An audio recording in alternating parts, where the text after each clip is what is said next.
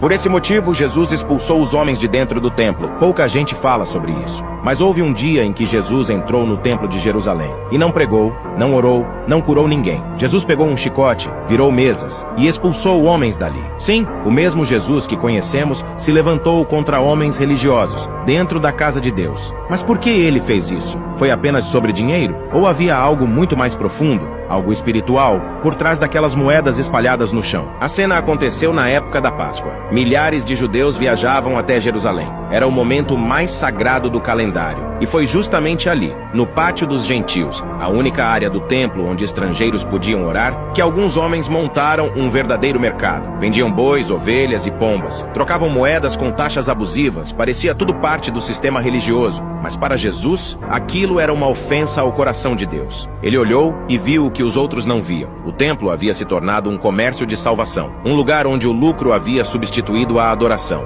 onde os interesses sufocavam a presença. A Bíblia diz: quando já estava chegando a Páscoa judaica, Jesus subiu a Jerusalém. No pátio do templo, encontrou alguns vendendo bois, ovelhas e pombas, e outros assentados diante de mesas trocando dinheiro. Então ele fez um chicote de cordas e expulsou todos do templo, bem como as ovelhas e os bois. Espalhou as moedas dos cambistas e virou as suas mesas. Aos que vendiam pombas disse: tirem estas coisas daqui, parem de fazer da casa de meu pai um mercado. Seus discípulos lembraram-se que está escrito: o zelo pela tua casa me consumirá. João 2:13-17. Aquilo não foi um surto emocional. Era o cumprimento de uma profecia antiga. O zelo pela tua casa me consumirá. Salmo 69:9. Era uma santa indignação. Era Deus em carne dizendo: não profanem o que é sagrado. A atitude de Jesus não era apenas contra vendedores. Era contra um sistema inteiro que havia se corrompido. Religiosos permitiam aquilo. Sacerdotes apoiavam os cambistas. Estava tudo autorizado, menos por Deus. O templo estava cheio de gente, mas vazio da presença. Era uma religião de fachada,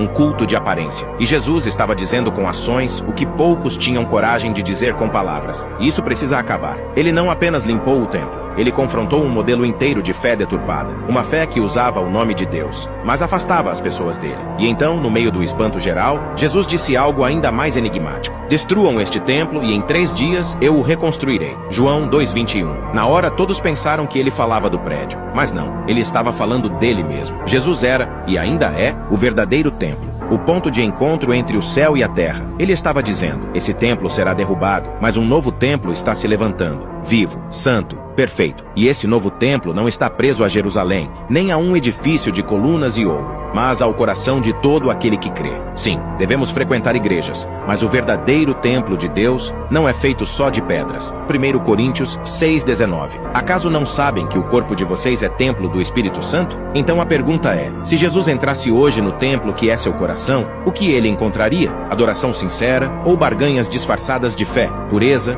ou hipocrisia, uma casa de oração ou um mercado de interesses? Porque da mesma forma que Jesus purificou o templo naquele dia, ele deseja purificar o nosso hoje, não para nos humilhar, mas para nos restaurar. Deixe ele virar as mesas do que está fora do lugar. Deixe ele restaurar a santidade do templo que é você. E se você permite que Jesus entre em seu coração e no de toda a sua família, escreva nos comentários: purifica-me, Senhor. Porque quando Jesus purifica, ele não apenas remove o que corrompe, ele transforma o templo em morada viva da glória de Deus. E essa purificação começa agora, no altar do seu coração. Não se esqueça de seguir nosso perfil. Deus te abençoe.